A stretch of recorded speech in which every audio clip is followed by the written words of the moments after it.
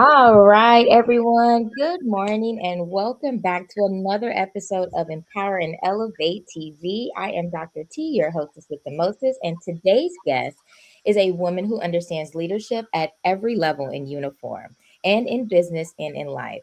Colonel Cindy Storoy has spent decades serving our country with strategic precision and strength. But beyond the rank and beyond title, she is a woman who has navigated reinvention, entrepreneurship, blended family dynamics, and deeply personal realities that many leaders carry quietly.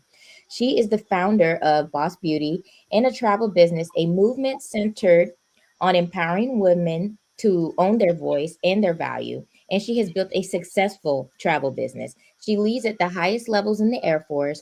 And through it all, she has learned what it truly means to protect your peace while carrying responsibility. This conversation isn't just about success, it's about resilience. And it's about starting over without shame. And it's about leading when life doesn't look polished. It's about redefining your power on your own terms. Everyone, help me welcome Colonel Storoy. Welcome to Empower and Elevate TV. Thank you so much, Dr. Watts. It is always a pleasure being in your presence. So thank you so much for having me on this morning. Yes. I mean, and just warming up, how are you doing today? How are you feeling? Where are you at? How is life going right now? Amazing. I am here talking to you from San Antonio, Texas. Today is actually a holiday. You and I were talking a little bit before about how I'm not very good at taking the day off. So I'm so glad we're able to do this podcast today. But the family is doing great. Everyone is getting ready for summer. My girls are just wrapping up the spring semester and they're excited about what's to come once May hits. And I have a graduating senior on top of that. So I know, super exciting, Oh super my exciting. So, goodness. Oh yes. my goodness. Yeah. Well, are you ready to just jump right in? Yes, ma'am. Let's All go. right. So this first segment is going to be leadership at the highest level. What does strategic leadership look like at the level you operate at, as at an officer level, and high ranking officer level? Well, I appreciate that question. I will tell you that, the two things I love more than my family and my faith is solving problems and taking care of airmen. That is what the Air Force has entrusted me to do. So I will tell you that at my heart, I am an action officer. I think with rank, you do get that strategic peek behind the curtain and the mandate to really operate at a high level. But there's always the complex challenges of not enough resources. So as a young officer, I learned very quickly the importance of keeping my ear to the ground, keeping my eyes wide open, and being able to jump right in, regardless of how much support staff I have or what have you. And more, increasingly, like most of the departments within the Department of Defense, Department of War, we're being asked to do more with less. And that's just been an ongoing trend since I entered the service in 2001. So being an action officer by heart means, hey, if I got to roll up my sleeves, get in the kitchen and do some cooking, both proverbially and physically, I'm ready to do it. And I'm really grateful to the Air Force for teaching me that at a very early stage in my career. So leading from a strategic level, I think in this day and age, and it does evolve over time, is being able to easily flow between the tactical, operational, and strategic levels when called to do so. And more increasingly, that is what we're called to do. Right. You've got to have a lot of flexibility for that to be able to do that. Um, Absolutely. and then you kind of touched on something, even when you're not having the support and not having the support around, that can kind of add to situations in terms of making it a more high stakes situation, more pressure. How do you deal with, high stake decisions under pressure? Well, I think, depending on the timing, depending on how much time I have to make the decision, I really do need to lean on my advisors, whether it's my senior enlisted leader, and I have one of the best in the business, Chief Lance Palaskis, my brother in arms. or leaning on my leadership for some of the decisions that need to be made. One of the fail safes, or one of the lessons that I've learned over time, is that it is not wise to make decisions in a silo, without all the information, or at least as much information as you can get. But then on top of that, being able to have trusted advisors right there next to you to bounce your ideas off of, so that you can make sure to get that sanity check, Yes. is absolutely critical. So when faced with those, opportunities, or faced with those challenges, I try to at least have one or two trusted advisors where I can say, hey, this is what I'm thinking. What do you think? And I tell you, 100% of the time, it helps to shape and vector what the next steps will be. So I lean on that, and I've leaned on that over the course of my career, even in my private life. My husband Aaron is my rock, and so when I'm having to make decisions, whether it's career based, family based, professional based, I have been very, very fortunate to have a partner in life who is supportive, but tells me the truth, Yes. right? Okay. Yes, And you I need that. I wholeheartedly agree with that, because having wise counsel, it really goes beyond just work, Yes. business, life, just surrounding yourself with that wise counsel so you can have different perspectives, different perceptions, how to navigate when you're feeling low. They might be at a different, they might have your 70% if you're at 30, or they're able to kind of help you view things from, hey, did you take into consideration this standpoint? And you might not have been thinking about that. So I wholeheartedly agree with that. And I think that's wonderful. Um, my next question to you is, what habits can separate strong leaders from reactive ones? From my personal experience, Doc, I would say strategic planning. I'm a planner, right? Sometimes they say the best laid plans, are always subject to Murphy's Law, right? If it can happen, it will. But I will tell you, planning is really where the rubber meets the road. And the further out you can plan, the better you can support your troops, the better you can support your leadership, the better you're in a position to pivot. And I think pivot and clarity have become the two most used terms right now in 2026, right? Mhm. Yeah. And we're only a few weeks in to the new year. But what I'm finding is that being able to pivot and also establishing clarity early is really what allows us in those moments that are either contingency or emergency in nature to be able to come out winning, right? And what does that look like? That hopefully looks like you've achieved success with whatever the objective is, but then on top of that, the people that you're supporting, the people that you're serving, feel that Yeah. it's been a success, right? And so I think strong leaders take the L's, the lessons that they've had over the course of their lives, and really commit to doing better the next time, right? Because it's not about perfection, but it's about excellence. And excellence is simply showing up better today than you did yesterday. So, Yes. Amen yes. to that. How you kind of that kind of rolls into when you were talking about pivoting and pivoting with clarity. It kind of rolls into my next question.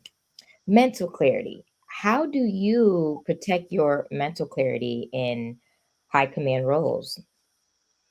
Well, and I know this is another widely used term. I think over the last 10 years, we as citizens of the US have become a little better at self care. I will tell you that my self care journey really started, I would say, about 3 years ago in 2023. I was not where I wanted to be physically, going through a lot of different stress in terms of navigating my career, trying to navigate between being geographically separated from my family, but Mm. also, serving in the capacity that I need to serve in order to feel like I'm contributing. And there were a whole host of other family dynamics that were going on at the time. Um, but I will tell you that for my own mental clarity, self care really became what I leaned on. So making sure I got in the gym on a regular basis, Mhm. Drinking lots of water. I love water, but sometimes when I am, working long hours and not being intentional, um, I would get dehydrated, and that definitely is not self care. And so now I make sure that I have a very large Yeah. Stanley of water next to me, right, wherever I go, and this becomes my battle buddy in terms of making sure I'm good to go. But then on top of that, taking the time to spend with my husband, taking the time to get away, taking the time to get those massages, and taking care of my physical temple as well as my mental temple and my soul temple, right? Yeah. Because we are mental, physical, emotional, and spiritual. And so it is important to make sure that we're caring for all the above Yeah. in a holistic way. So I will tell you, that's been my 3-year journey, and it has made me a better leader because of it. Yes. Uh, I look, I know you're right. Self-care might be one of those overused words the past 10 years, but that is one thing that I think will really give you that mental clarity, like you said, because it's important. It's important to start to pour back into yourself. And if you don't, you'll be pouring from an empty cup. So, Yes. and once you're depleted, you're no good to anybody. You're no good to yourself. You're no good to your children. You're no good to those around you, those who rely on you. So you have, and it doesn't always look like for me, sometimes self-care is going to get my hair done, going to get my nails done, beautifying to make myself physically feel better sometimes. But also, I've added like working out to my self care routine. I've got to do that at some point in the day to get that blood flow, get my heart pumping, to make me feel accomplished. Maybe it might be reading a verse in the Bible. So self care it can it can be a lot. It looks different. Maybe you've got to do yoga, whatever it is, but make sure you're getting that self care in. 100%. Yes. 100%. So this next segment, I would like to talk about reinvention and second chapters. Hmm. Okay. So, what does starting over actually require of you?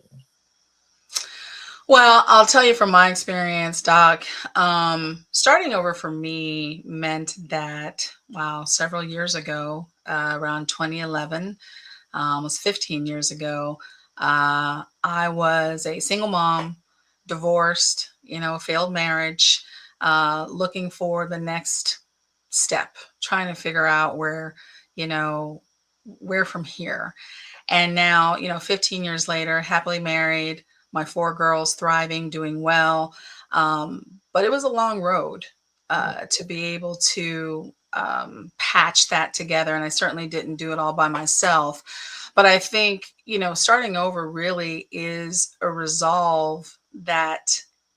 mental resolve that you deserve better. Some of Mhm, us don't believe that we deserve better. mhm. And so that's where the term "it is what it is" comes from, right?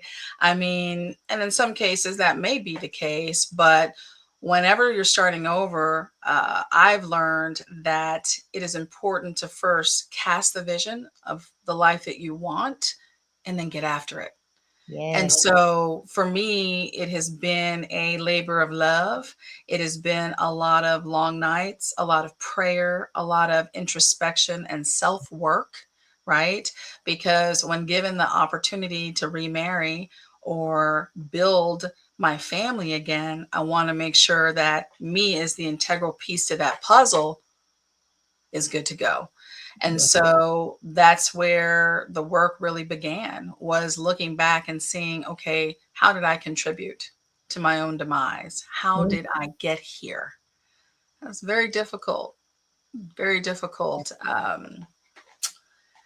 map to navigate. And so for me, that has been my saving grace in terms of being honest with who I was and with who I wanted to be, and still not, where I want to be, but certainly on my way. And of course, my faith was a huge part of that because, as you alluded to, part of that self care is making sure that you're good spiritually, Right. making sure that you're connecting spiritually, and that you're pouring into your cup everything that you're giving out. Right. So um, that was pivotal for me and integral to my growth. But I truly believe what I'm living out now is the vision that I had 15 years ago. And you said you dropped so many gems just then. But I'm going to point out a few of them. One, actually having that turning point to know that you deserve better, or to know that I deserve this lifestyle that I can visualize, because I always say if you can visualize it, you can acquire it. Yes. You just got to start to do the work and that introspection, like you were saying. And another thing important, I mean, I just said it, but you nailed it when you said you've got to have the vision. You can want something all day, but if you don't know what you want, how can you get it? Like, Mhm. there's so many people who they want better for themselves, but they don't have that exact vision to, Mhm. like, where they want to be. And I deal with that a lot in my business and what I do for work as well, because people come with me, they'll come with their ideas and they don't have the actual vision, and we have to conceptualize it. We have to get it on paper. We have to write it down. You have to know what you want to Mhm. get to where you're going. Mhm. And the introspection piece that you said, I think that's huge, because a lot of people go by life and some never have that introspection. And I've been hearing a lot lately, like sometimes you run into people and they're older and you're like, wow, have you never done any self reflection, any self awareness or anything like that? But it's because some people, they show you on the journey of, hey, this is why you should be doing that.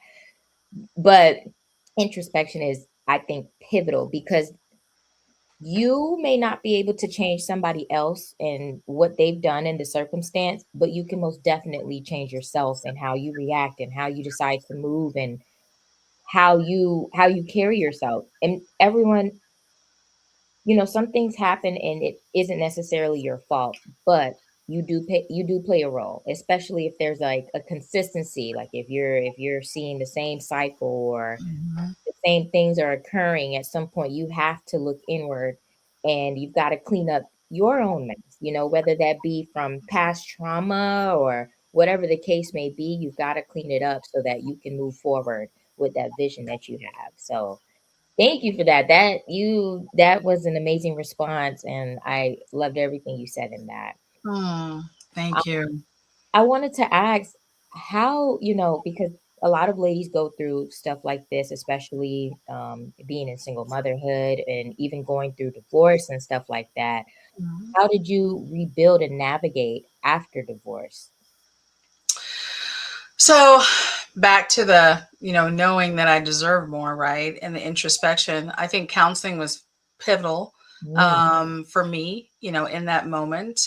Because I think, sometimes we gloss over certain things, mm, even though divorce has become more maybe widespread than the last 30 years, right? More so than maybe what our parents experienced. There is still a feeling of loss and definitely a feeling that a death has occurred. mm, And, I had heard people sort of likening it to that or comparing it, but not until I went through it years ago did I truly understand. And so I think part of picking up the pieces and sort of navigating it is getting into what types of therapeutic remedies are available out there, in terms of who can you talk to, who can you sort of download to. And I think those in the profession of counseling are exceptional. They are called to a higher calling, but definitely a tall order, because a lot of us, need some form of counseling. We need some form of help profession that is going to get us from one level to the next level. And right. so I will say counseling was very instrumental for me at that time in order to pick up the pieces. And then, of course, relying on good girlfriends. My sorority sisters were amazing, very supportive during that time in my life. So definitely having a village around you is so critical, and even more so because during times like that, you want to be alone. You don't want to deal with people. You want to do the complete opposite. But what I would appeal to, and I would say to those listening today, is that if you are going through, whether it's a divorce, a separation, something that would cause you to sort of fold inward, I'm going to encourage you to do the exact opposite, is to rally around your village and say, I need you. I need help, and I need you to support me and surround me and just be there. Yeah. Right. And so I think it's critical, because when you know you are not in it alone, it's a game changer. Yeah. So, yeah, I would say, yeah, therapy, my village, my faith, those are the three things that really helped me to build a bridge between then and now. Wow, that's amazing. And I see a pattern here. That support system is Mhm. pivotal to have that wise counsel and that support around you. Um, Mhm. I there's a verse in the Bible. It's like a man who falls like with others is okay, but a man who falls alone is in Mhm. trouble. And Mhm. so, just making sure that you're in good company or finding groups or support groups to kind of help you through whatever Yes. you're going through. I wanted to ask, if any, what boundaries did you have to learn the hard way? That's a good question. I think a lot of the boundaries I had to set were really with myself. I think, growing up, the oldest of five, I was my mother's mini me. And so from a very early age, I learned what it was like to sort of put my needs and my wants and my vision on the back burner Mm, very early. It was still something that is second nature. So I think the biggest boundary that I've learned for myself is to, like they say when you're on a plane, hey, put that mask on first. Make sure you can breathe first before you go and you help somebody else. yeah, And that is something that I learned. Well, I was learning the lesson over and over again, but I wasn't quite getting it. right. Um, You know you when know, you don't understand it, you're doomed to repeat it until you do. every Every time. And it's so true, right? And so for me, it was setting the boundary with myself and saying, no, stop putting yourself on the back burner. Actually, self care, putting yourself first, going for your goals is actually going to help the next person more than you sacrificing yourself, because you're of no help to anyone. Um, if you're not in a state where you can lift and elevate other people. So it was quite the opposite. Um, so I think that is a lesson that I've learned, and I'm still learning, if I'm honest. Yes, I love that. And that's one of my boundaries I had to learn the hardest way as well, because I feel like internally you just have that natural wanting to help others. And sometimes it could be at your expense. And Mhm. so I've had to create a hard boundary as well. Like I can't do things at my expense. I have to be in a good space to be able to help. Like if someone calls on me, I could be there in my full capacity, not a weakened state, not because it's like I'm giving it everything, and then when I need, I'm not able to, and that's why you gotta have wise counsel, and you have to have those wise people around you as well that's able to uplift you and pour into you when you're at your lowest point. So, I love that. I absolutely love that. Did you have any, tidbits in terms of how to navigate with, blending families and any leadership lessons in that? Yeah. So when I met my husband, um, he was divorced with two daughters. I was divorced with one, and now we have one together. That's boss baby. She rules my household. Um, So I think when you're trying to blend families, the most important lesson that I learned is making sure to put the marriage first.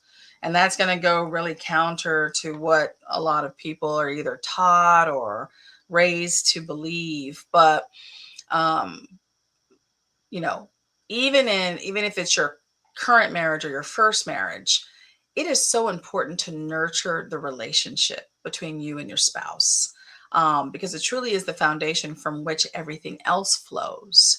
So, even more so in a second marriage, because the percentage for divorce increases Wow, I for didn't the know second marriage. So, every time someone's married, the likelihood of divorce is even higher. So for me and Aaron, we really had to be intentional about nurturing our relationship, getting to know one another, uh, establishing a solidarity, right? It's really truly us against the world, and not from an adversarial standpoint, but just to say, hey, no, this is the fortress. This marriage is the rock, and that. there's nothing that's coming up in here. Mhm. Okay. So Hello. yes, Hello. ma'am. So that really had to be, but to do that, it is sort of making sure your children know the priorities, Yes, right?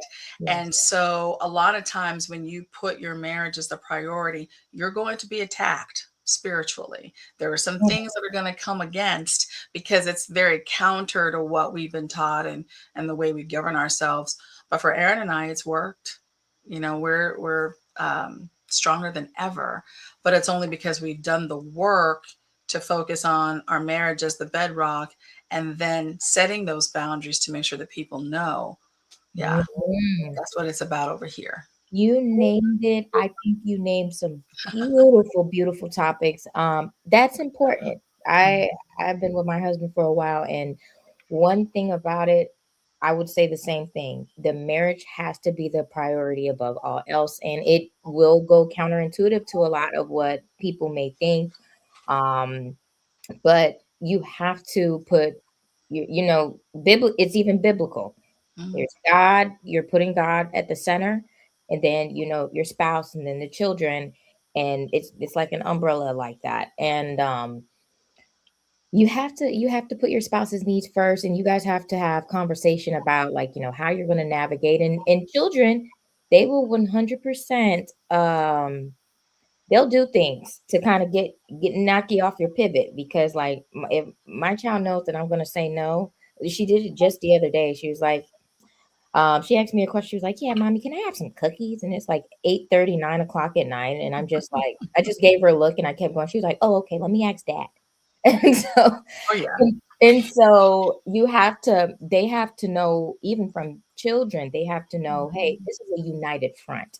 This Mhm. is not you're not going to get a separate answer from this person than you would with this person. And in a marriage, you have to be very firm with Mhm. children, friends, family, a lot of people, so that they know, this is a united front, because those little things can kind of bleed into a marriage and be harmful, essentially, Absolutely. into a spiritual union. But when you meet with someone, you guys are in a spiritual union, you're one. So that I think that was a great answer. Thank you so much for that. Yeah, and let me add too, Mhm. Doc, that the setting of that boundary gives your children security, Mhm. right? I mean, our kids don't want to know or think that anything's more important than they are, but I will tell you that it has given my children the security that is needed because they know if mommy and daddy are good, everything else flows from that. Right. So they want that, just like children want discipline. They want rules, they want parameters, and they want structure. Even though they say they don't, they truly do because it shows that you love them and you've taken the time to protect them at the age that they are at. And so I will say that it's something that our kids have, now that they're older, have expressed their gratitude for. Yes, So, that's yes, it's amazing. been awesome. Okay, so in this next segment, I kind of want to talk about leadership as a mother, Mhm. and what does that look like? Um, we know it's not easy, motherhood. It is an ongoing learning process. You learn to be better, you learn to do better, and I feel like every day is a lesson when you're a mother. Have you ever had any, like, hardships in terms of motherhood that you've experienced? Now that's a loaded question, Doc. Come on now. How much time we got? How much time?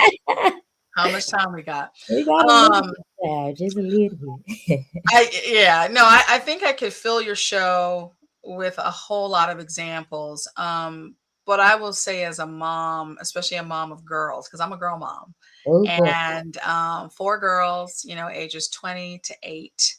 And I did it to myself because as a young girl, I had a room full of Barbie dolls. And that is what I wanted. I wanted to be able to play with my Barbie dolls and have the time to do that. So I said, okay, Lord, I want a house full of girls because that's essentially what we will do is we're going to play all day. That's what we're going to do. Well, be careful what you put in the atmosphere. Be careful what you ask for because you just might get it. That's I get it. Come on. And so no, blessed with girls, absolutely. But I'll tell you, probably my hardest experience as a mom was when my oldest was going through her suicidal ideation. We had come out of COVID and she was 15 at the time. And it was one of those situations, like everybody remembers, your kids went on spring break and they never went back to school. So between the schools trying to navigate, you know, um, learning from home and Zoom and webcast and all these different platforms we hadn't had to use before, I think what was very hidden was the effects it had on that generation Mm, during that time frame. And as time went on, her condition got worse. And it was the most pivotal, we keep using that word, was the most pivotal time in our marriage and in our family's existence because here I had a young lady who, my daughter, who was struggling mentally. And Aaron and I are not mental health professionals. We're trying to, figure that out, but we're also taking care of, three other daughters who need attention, who have choir practice, who have volleyball practice, who have their own activities. And so trying to navigate all of that. Um, the moment of truth really came during a time frame where we had to get her into an inpatient hospital, yeah. an inpatient program. Mm, And it was like an epiphany for her. It really woke her up because in that instance, in that time frame, in the 6 months she was there, she saw children who did not have the support that she had. mm, She saw children whose families, for whatever reason, could not handle it and sort of abandoned them in some cases. And it was an eye opening experience for her. Um, she's doing very well now. She's thriving. She's healthy. Um, but that was a very dark time in my life because what do you do when your child doesn't want to live? yeah. And you still have to go to work and you still have to show up and you still have to produce and you still have to be there for other people and you still have to lead from the front and you Wow. still have to take care of your husband and your other kids. So our faith was huge. I told God, I said, we are simply stewards over your children, Lord. Yeah. She is yours and she's going to live. But please give us the strength and the wisdom on how to navigate this thing. And we survived it, but I'll tell you, there were days I did not know what would happen. Wow. So I'm grateful to be able to say we are on the other side and she is alive and well. Not everyone gets the opportunity to say that. Yeah. So So we're very grateful. that is amazing. I thank you for your transparency with that and being so just honest and open and talking about that. I really do thank you for that because I know that there's a lot of other people dealing with that as well, and they could really benefit from hearing how you navigated that. Um, wow. So, what would you say that season kind of taught you about like presence and actually, being there? Because even for her, it sounded like she had an eye-opening experience that, you guys were present, and sometimes you never know what somebody may be dealing with mentally. It might seem like everything is okay and everything is good, but there's perceptions can be skewed sometimes, especially if there might have been a traumatic event or anything. You don't know what's going on. So, how what did that season teach you about just being present? Well, it taught me the importance of um, parenting. It taught me the importance of being a mom that doesn't take no for an answer. Because navigating the mental health community when it comes to um, inpatient institutions is very difficult. We did not go to school to understand that better. It was very experiential in nature. We were learning it real time. Um, it is an existence I never, it's an experience I never want to have again. But I do feel more prepared if God forbid it should happen again, because our mental health institutions have their rules and their conditions. And how many times has she tried to kill herself? Okay, well, you know based off whatever the parameters are in that moment, it may not be enough to get her the help she needs, to get her the help we know she needs, right? Mhm. And so that was difficult to come to terms with, is that you have other individuals who are even more suicidal or even more extreme in whatever they're experiencing. So that may affect a parent's ability to get them the help they need, because the truth is that our mental health institutions, whether short term or long term in nature, are overwhelmed. There's a lot happening with our young people. So that was an eye-opening experience as well, just navigating that. But because I don't take no for an answer, um, and I kept at it, we were able to get her the help she needed, and we were able to get her into the institution that um, ultimately helped her. But it was not easy. Yeah. Even as extreme, even though we knew the severity of her situation, it wasn't enough to be easily accepted and admitted. And I will say, I have personal experience with that as well. There's been a point in time where I've had to deal with mental health issues when I was active duty and I had to go inpatient. And then I have experience with the outside in the opposite direction, dealing with elderly and knowing that, there's a mental health decline, knowing that this person is not the same person they were. And you would think that it would be an ease of access to get them the help they need, but Mhm.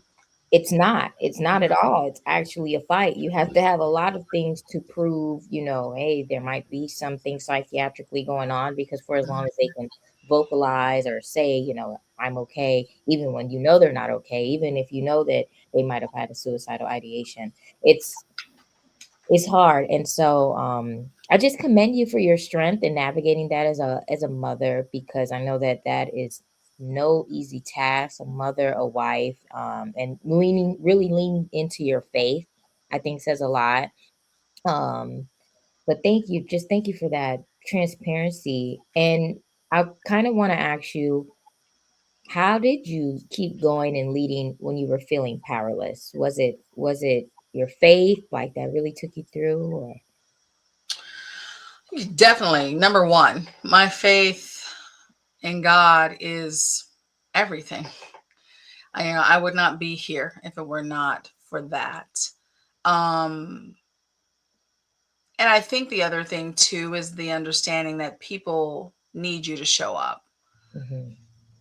It's um it's hard, I think, for women to compartmentalize. We don't do it as well as our male counterparts. We're just not necessarily built that way.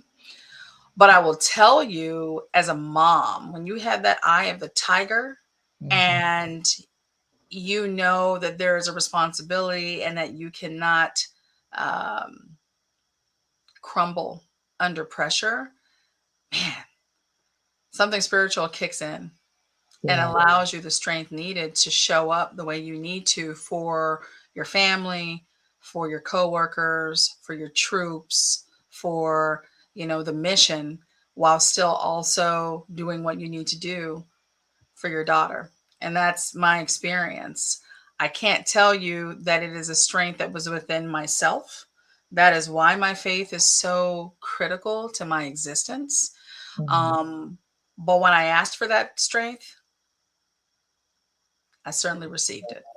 That's And so, yeah, it's what was needed in that moment in time to make sure my daughter was taken care of and to also make sure I could take care of the mission at the same time. wow.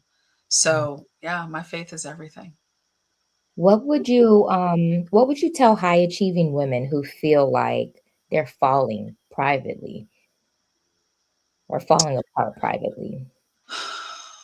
What I would say, and I'm going to speak directly to that woman right now, is you probably are. You probably are falling apart or feeling like you're failing. I want to validate those feelings because they're real. But I also want to encourage you not to do this alone. You're not alone. You're not alone. I'll say it again. You're not alone. There's someone who loves you, who wants to be there for you, who has reached out, who has called, who's checking on you. And if you don't have that experience, then you're going to need to build it. We cannot navigate this life by ourselves. It is impossible. And one thing that has always helped me, especially in the most recent, I'd say the last 2 years, is this too shall pass. And I know a lot of people don't want to hear that, but it's true, right? Tomorrow is not today, and today is not yesterday. So cry, shout, scream. You do what you need to do. But know two things: you're not alone, and this too shall pass. You are going to be stronger tomorrow than you are today, and so on. Wow. Yeah. Yeah, Well, thank you for that. And I hope that whoever that message is for, they receive that. For this next segment, I kind of want to talk about service from being in service to CEO. I know that you are still in the service, but we know that there's a few things that you do on the background as well, aside from motherhood and aside from being the absolutely best leader in uniform.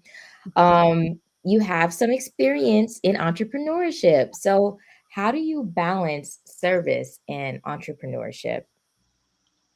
absolutely. So thank you for asking that question. My husband and I started our own travel business venture about 6 years ago, going on 7 years now, Mhm. and kind of started it as a way to travel smarter. I have a starting lineup for a family, four girls and a few cousins, and, throwing my parents in there every now and again. And it's a lot of us traveling the world and practicing good self care. And so we were just looking for a way to do that smarter. Fast forward 6.5 years later, and we're still at it, and we're showing other people how to do it as well. And I love that because my heart is helping people. My heart is always wanting people to ascend to their very best self. And so in this business, we're able to do that. Um, the balance is pretty, I won't say it's easy, but I'll say it's simple, right? Because as a commander, I'm there, all the time for my troops. They know they can reach out to me anytime. My leadership knows I'm accessible. Being an Air Force officer is something I'm very proud of and I really take seriously. And as far as the business is concerned, it's something that we do after hours, right? And from the comfort of our home. It is a home based business.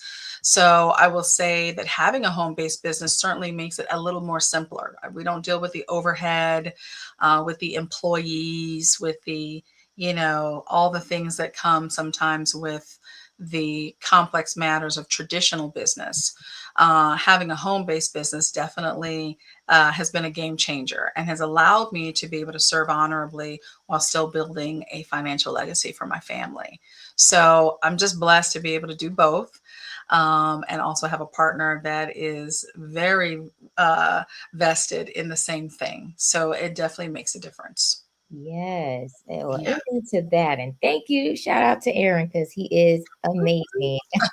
Yes. Now, you touched on financial legacy, and I absolutely love that. Me being in business, my background being accounting, I love to talk about the money, get into the money. So, what revenue lessons would you say you have learned in your journey of entrepreneurship?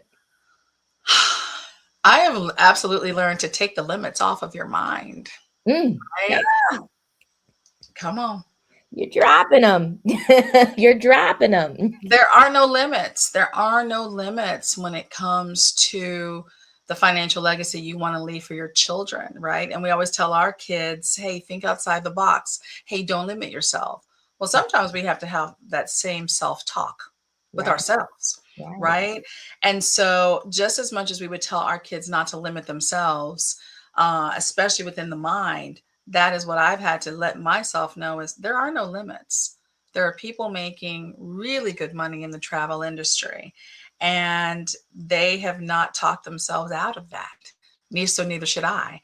So I think that is the biggest thing, right? And also being able to work the business while still serving, while still doing a 9 to 5 or even a mission that mandates more than that has been a blessing. You know, what do they say?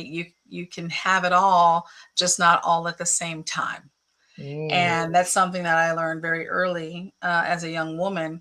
Um, but with a home-based business, you kind of, kind of blow that up, if you will. And so um, I would say, yeah, from a revenue standpoint, the only limitations are up here.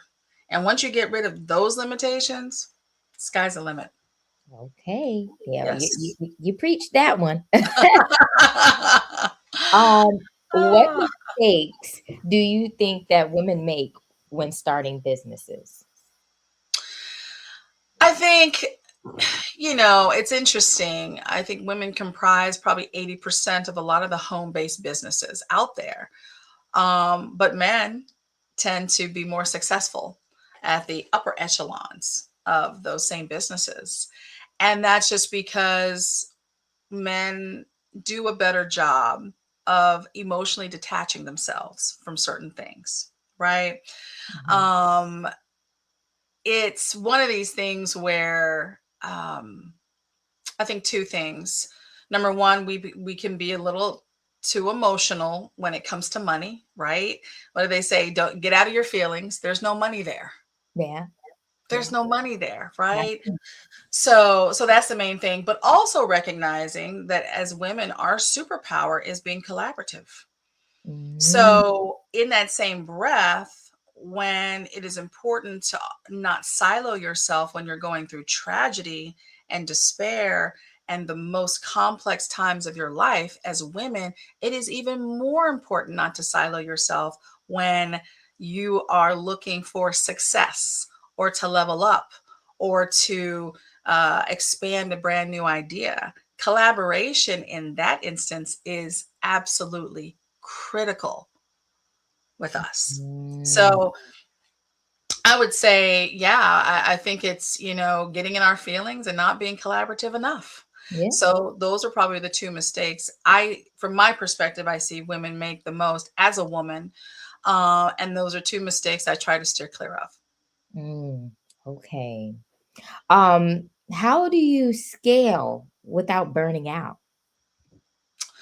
Strategy. So going back to being that strategic leader, right? Planning, carefully mapping things out, taking the time.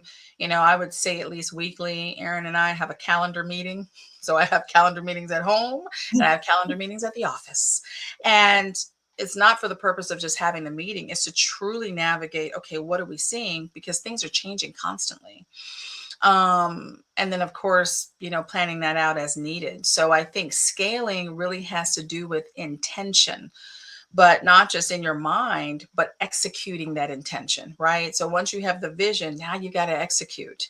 But part of that too is strategy. And so if I'm not taking the time to map out where it is I want to go, I'm going to go nowhere. Back And to that so, vision. yes, 100%. And that is the same in leadership, it's the same in the military, and it's the same in business. Okay. Yeah. Well, we are coming up on our last segment, and you actually said something earlier that I quote. You said you can have it all, just not all at the same time. And so this segment is about the myth of having it all. And Mhm. I wanted to ask, is work-life balance real? Absolutely not. Absolutely not. Work life balance is but a mirage. It is an absolute myth. But I think it makes us feel good. I think it sets a goal, right? I mean, who are we if we're not looking for some sense of equilibrium? It's just in our nature to want to balance things out. But here's the reality, and most entrepreneurs will tell you that at some point in their business, phase, in different phases of business, they were at a point where they needed to go hard. They needed to meet a goal. They needed to reach that particular, mountain. And during that time, you're not going to have any balance. You're going to be going for broke is what you're going to be doing, right? And to avoid being broke, you're going to go for broke. And so there are different, phases in our lives, whether that's our career or business or in the family life, where you have to be out of balance in order to achieve a goal and then keep moving forward. Then you can achieve some semblance of equilibrium after that, right? You can get some, do some post hot washes, some lessons learned, and then prepare for the next surge. But as long as there are surges, up, down, there is no balance. Mm, Does it mean that we shouldn't strive for balance? No, it doesn't mean that. The pursuit of balance is what keeps us moving forward, but you have to know mentally that it's impossible. mm. And I think that level of practicality and authenticity, it also makes you very gracious toward others. I know there's no such thing as work life balance. So when I see people striving for it, I can certainly offer, what I'm observing, and some different pointers, to get them to where they're trying to go. But falling short of that also, shows grace in how you react to it. So I think it's made me a very gracious leader because I'm practical about it. And that's deep. And I think we can even expand that topic a little bit because I'm wondering if our male counterparts feel the same way about work-life balance. Oh, No? And so I'm gonna leave that where it's at, but what does yeah. alignment mean to you? I think alignment is a little different than balance, right? Alignment for me is, every time we have a turnover, whether of administration or leadership, and I think I can align it a little bit uh, better when it comes to the military, is we then align ourselves with the direction leadership is going, Wow. right? So alignment to me is simply getting on board and taking my mission and my vision when it comes to the military and aligning it with what um, our top tier leaders are trying to do. and making sure that everything I'm doing is in alignment with that. Um, I think, you can take the same perspective when it comes to business or when it comes to your family life. Sometimes it's about, hey, this is the direction we're going, or you know what, this is the direction we need to go to stay relevant. I think relevance and alignment are cousins. I think it's true that you can't have one without the other. If you want to stay relevant, we talk about AI all the time, right? Not to open up another can of worms, but um, artificial intelligence in every aspect of our lives is showing up in droves, and people are trying to figure out, okay, how can I align with this? Yeah. How can I profit from it? How can I stay relevant and utilize it to my advantage? That's what alignment is about. Alignment is about staying relevant to what's happening, right? Because the minute you become obsolete, that means you were absolutely not aligned with the direction that our society, our mission, the vision, the goals are going. You're out of alignment. If you're irrelevant, you're out of alignment or out of line, period. Um, so I think that alignment is absolutely critical. I think it's something that we need to teach our children and talk about a little bit more. My children have a lot of dreams of things they want to do. I would never crush those, but there are times where I say, I love where you're trying to go.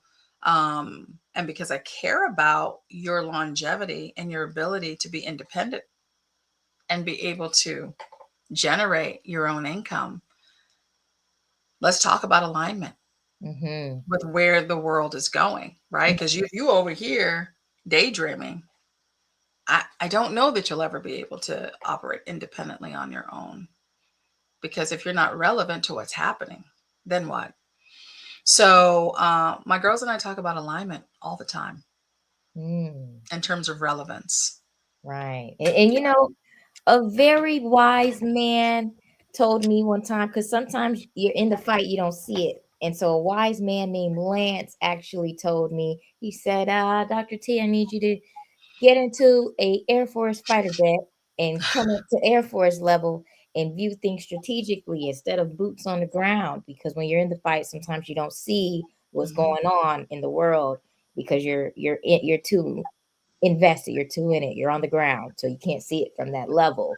mhm. But definitely, I agree with what you said, and I think you had a really good explanation for alignment. What would you say that powerful women need to stop apologizing for? Oh, whew. Do we have enough time? I'm just saying, you got all these great questions. Stop apologizing. Women, powerful women. Number one, two things. Stop apologizing for your power, Mm, right? It's okay to be powerful, whatever that means, right? Because truly, power can mean different things depending on your setting, different things depending on your industry, right? Um, and I would say we need to stop apologizing for our femininity mm, or whatever that looks like for you, right? I mean, it's okay. mhm, I remember having a conversation with another powerful woman, and I was talking about my children, and she said, I always wonder whether it's appropriate to talk about my kids. And I said, well, why is that? Well, just, I'm a commander, and, it's just not, I just don't know if it's command focused, if it makes me seem like a weak leader. mm, I was like, wow, I just never thought of that. And maybe to some people, maybe it does. But I just told her, I said, well, I said, as a leader, people want to get to know you. mhm, And if your kids are part of who you are, don't hide that. You just have to show up as yourself authentically every day. And people will pick up on it if you are, and they'll pick up on it if you're not. So whether you talk about your kids or not, if there's a sense that you want to and you don't, people can sense that. yeah. So just be you, just be yourself. And You that's know, and I know we can't do that all the time, but I, I love talking about my children. And I want the people around me to know that I love talking about my children because it also gives them the freedom to talk about their children if they would like to. and and that's such a real and valid feeling because you really hit it.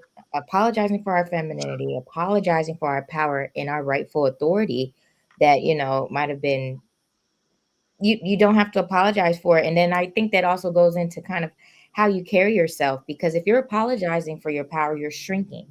Hmm. I've been in an environment before, my first transition out of the military into corporate, and I have all these titles, I have this, whatever, this, that, and I shrunk because they really put a lot of limits and constraint on me. And so it was just kind of like I'm apologizing because of this or that for things that I earned, things that I rightfully went and earned, and I'm apologizing for it. And that, I don't think that was right. But when you mentioned her being, her feeling in a kind of way to kind of talk about her kids, it reminds me of service as well, because like in the Marine Corps, they look at you differently when you have kids. When you're pregnant in uniform and you're going through that, there is a stigma attached to that. And so, I kind of wonder how deep it really goes, women being in those male dominated industries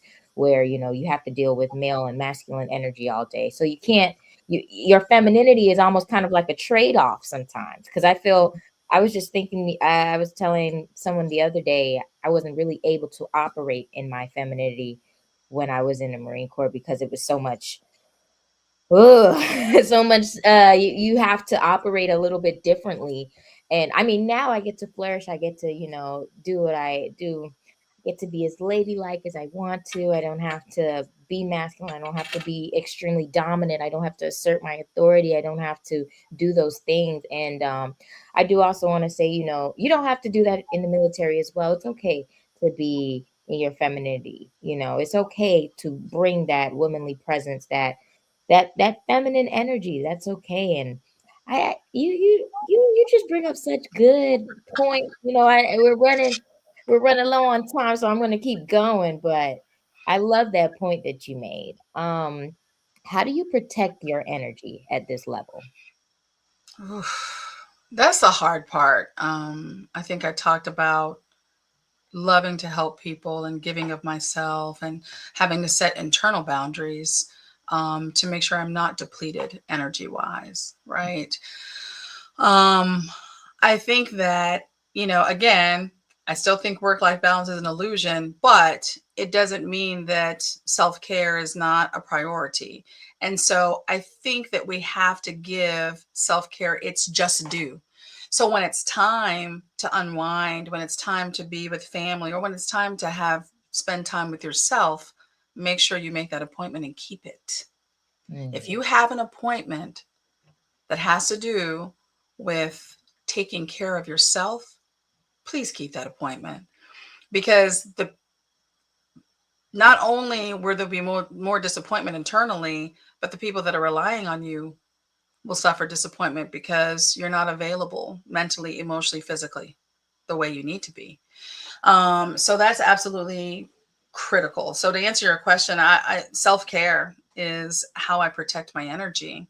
mm, We are not, wearing that uniform, you feel like a superhero, you're treated like a superhero.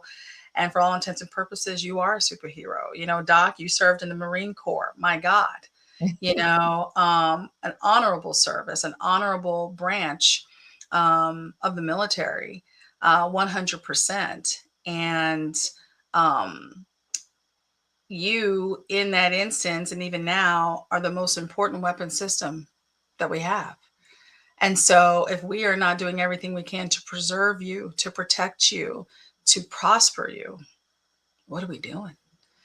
And so, back to protecting our energy, it absolutely comes down to that: preserving, protecting, and prospering.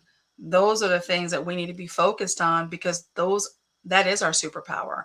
That is the way we wake up the next day able to fight another day. Mm. So if we're not doing that, we deplete ourselves even faster, and to the detriment of the people that we're serving. Wow. So, yeah. Well, thank you for that. And we are about to close. I have one last question for you before I wrap us all up. Yes. If you had to give one mission directive to women building careers, families, and businesses simultaneously, what would that be? Whew. I'm going to say three different things. And you said one, but it all kind of encapsulates into one.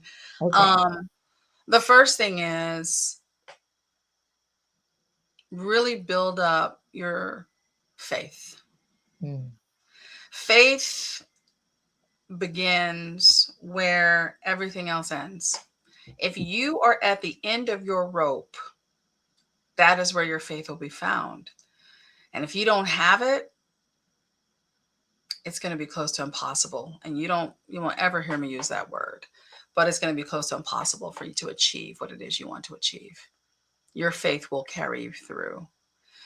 So, your faith, number one, um, your fortitude. Your fortitude is the self care piece. Right. So, in addition to making sure you're built up spiritually, you have to make sure you're built up mentally and physically. That's your fortitude. Your fortitude is the strength that needs to be refilled day after day after day. For some of us, hour after hour after hour. So, whatever that is, small meditations throughout the day, calling a good girlfriend, or a good guy friend that's going to pour into you and remind you who you are. We all need a hype man or a hype woman, right? In our corner. That fortitude is absolutely essential. And then the third thing is family. Some of us have a family that maybe we didn't that maybe we weren't born into, that we were able to build and choose ourselves. Whatever your situation is, absolutely make sure your village is intact. And if you don't have a village, start building one, brick by brick, person by person, because we cannot survive this alone. So that's what I would say, Doc, is really the faith, the family, the faith, the fortitude, and the family. Those three things is what every entrepreneur, every military woman, every woman needs, period, Mm. in order to navigate this life. So, Amen. Thank yeah. you so much for that. And I thank you for all of your time today. It was amazing having you, per usual. And I wanted to ask, is there anything that you want the people to know, anything that you have coming out, any way that they could find you? Oh, wow. Thank you so much. Well, first of all, I want to thank you, Doc. You are a busy woman. Listen, and you got a lot going on. So I am just honored that you had me on today. I'm honored to be in the house with you. You're in Florida, I'm in Texas, but we in the house, right? Because technology brings us together. So thank you for everything you're doing to be a voice. For women, to be a voice for mothers, to be a voice for those of us who have served and continue to serve. You have definitely elevated us to a different level. So I really, really appreciate you using your talents, your skills, your gifts to Thank that end. you so much. Um, we have some things coming up. You and I are going to partner again on a podcast. One of the projects we didn't get to talk about today is the Boss Beauty Women's Retreat. And so we'll talk a little bit about that next time. Lots of travel happening this year in order to get ready for that. But I'm excited to share with your audience about Boss Beauty. So more to Yay. come. Okay. And is there any platforms that anybody could find you on or? Yes, well, LinkedIn. I'd love to leave my LinkedIn page at the end of this, so I appreciate the opportunity to do that. Please connect with me. I'm building another LinkedIn based off Boss Beauty and off Storybook Success, so that's to come as well. Just want to connect with positive people out there who are looking to do incredible things, and obviously, if there's any way that I can help, please message me and let me know that. But we'll definitely have my LinkedIn page. post it. All right. Well, thank you so much. And if there's any guests out there that would like to be featured on Empower and Elevate TV, please, please, please write me, message me. I can also be found on LinkedIn under Dr. Talisha Wise, Tolliesha, or you can also reach out via email below. And there's my website below as well. So thank you again for another successful Thank you. episode. See you guys next time.